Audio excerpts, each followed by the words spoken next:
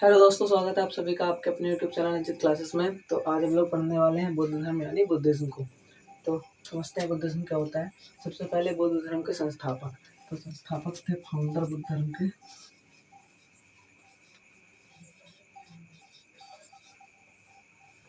के संस्थापक थे महात्मा बुद्ध।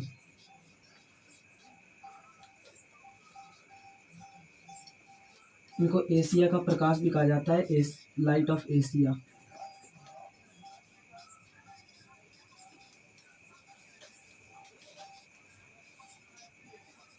इनको लाइट ऑफ एशिया भी बोला जाता है। ये संस्थापक थे बौद्ध धर्म के। ठीक है, तो समझते हैं महात्मा बुद्ध के बारे में। पहले महात्मा बुद्ध का जन्म हुआ था 563 BC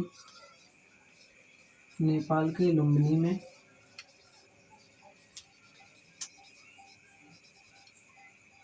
ठीक, तो इनके पिता का नाम था शुद्धोधन।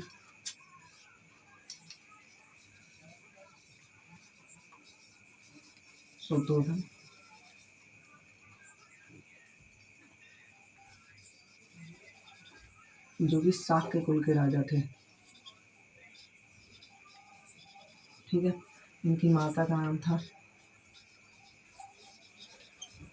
माया देवी। लेकिन इनके जन्म के कुछ दिनों बाद ही इनकी माता का देहांत हो गया, तो इनकी माता खत्म हो गई थी। तो इनकी मौसी प्रजापति गौतमी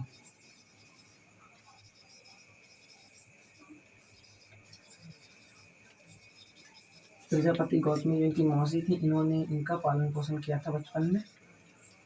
और महात्मा बुद्ध का नाम 563 नेपाल लुम्बिनी, पिता शुद्धोधन शाक्य कुल के राजा, माता माया देवी, प्रजापति गौतमी। और इनकी पत्नी का नाम था यशोधरा।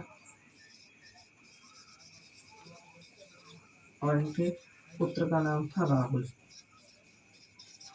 ठीक है, इतना क्लियर है महात्मा बुद्ध के बारे में क्या क्या। अब महात्मा बुद्ध जब छोटे थे तो इनके पिता से एक ज्योतिषी ने कहा था कि ये बड़े होकर एक बहुत महान व्यक्ति बनेंगे और अपना राजपाट सब त्याग देंगे।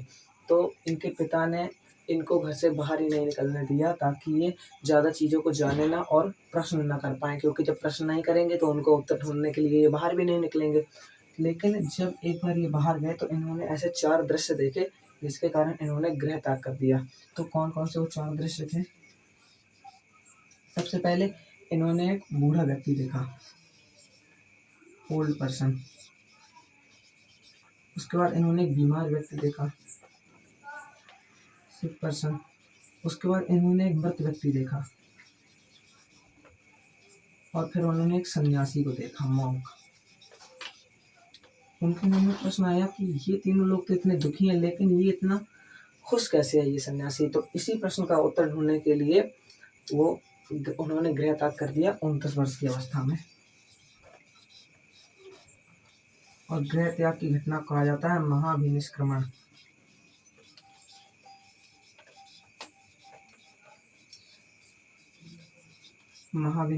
गृह त्याग की घटना को कहा जाता है। 29 वर्ष की अवस्था में इन्होंने गृह त्याग किया।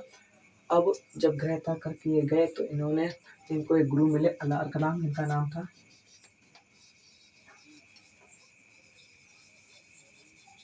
शुरुआत में इन्होंने इनसे शिक्षा ली और 6 वर्ष की तपस्या के बाद इन्हें ज्ञान प्राप्त हो गया 35 वर्ष की आयु में। यानी 29 वर्ष की अवस्था में गृह त्याग किया और 6 सालों तक तपस्या की, और इनको 35 वर्ष की अवस्था में ज्ञान प्राप्त हो गया।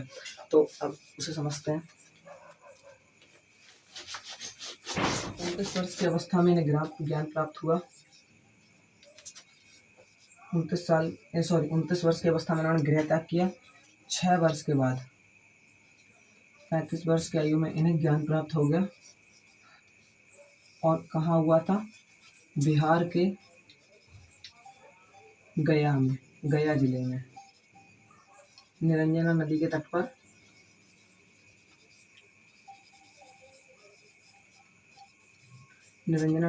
पर। और पीपल वृक्ष के नीचे।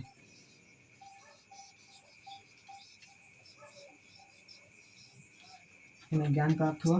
35 वर्ष की अवस्था में जब इन्होंने ज्ञान प्राप्त कर लिया तो इन्होंने अपना प्रथम उपदेश दिया सारनाथ में,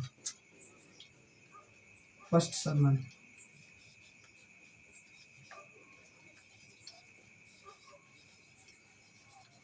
यानी प्रथम उपदेश दिया इन्होंने सारनाथ में,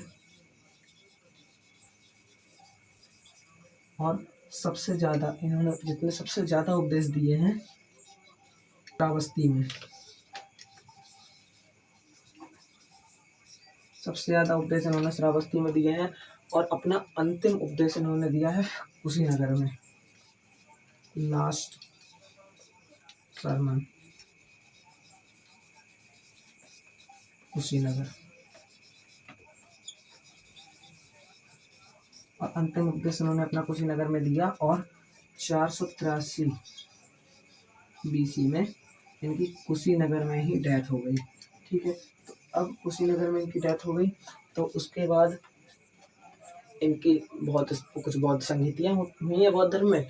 ये महात्मा बुद्ध के बारे में इतना पढ़ना था। उसके बाद इनकी अब इनके थोड़ा साहित्य के बारे में जानते हैं, बुद्ध साहित्य और इनकी बुद्ध संगीतियाँ।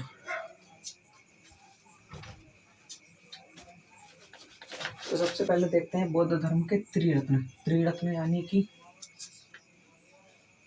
क्या थे ये त्रिरत्न? 3 जेम्स, बुद्ध,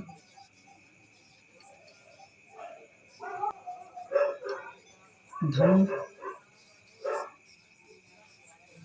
और संघ, ये इनके त्रिरत्न। और बुद्ध धर्म में 3 पिटक थे। कौन कौन से पिटक जिनसे बुद्ध धर्म के बारे में जानकारी मिलती है? तो पहला था विनय पिटक, सुत्त पिटक, विनय पिटक और अभिधम्म पिटक। अभिधम्म पिटक। तो अब हम देखते हैं बुद्ध संगीतियाँ की कौन कौन सी बुद्ध संगीतियाँ हुई महात्मा बुद्ध की मृत्यु के बाद। तो बौद्ध धर्म में कुल 4 संगीतियाँ हुई हैं, जिनमें पहली हुई थी ये समिति, उसके बाद ये वर्ष लिखे हैं, ये कहाँ हुई थी, स्थान और उस समय पर राजा कौन था। तो पहली समिति हुई थी 483 BC में, स्थान था राजगिरी में हुई थी, और राजा था अजातशत्रु। दूसरी हुई थी 383 BC में, वैशाली में हुई थी, और कालाशोक राजा था। अगर आपको ये AD और BC जानने में दिक्कत होती है तो मैं डिस्क्रिप्शन में वीडियो का लिंक लगा दिया, आप जाकर देख सकते हैं। वहाँ पे आपको BC और AD का डिफरेंस एकदम क्लियर हो जाएगा। और तीसरी हुई थी 250 BC में, पाटलिपुत्र अशोक के शासनकाल में। चौथी हुई थी 1वीं शताब्दी कुंडलवन, जो कि कहाँ है, जम्मू कश्मीर में, और कनिष्क के शासनकाल में हुई थी।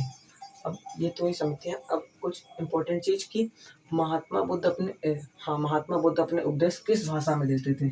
तो उनके उपदेश की भाषा थी पाली भाषा में देते थे। और महावीर स्वामी अपने उपदेश देते थे प्राकृत भाषा में। ठीक है, तो ये थी समितियाँ। और आई होप आपको पूरा बौद्ध धर्म जितना मैंने बताया एकदम क्लियर समझ में आया होगा। अगर समझ में आया हो तो वीडियो को लाइक कर दीजिए और चैनल को सब्सक्राइब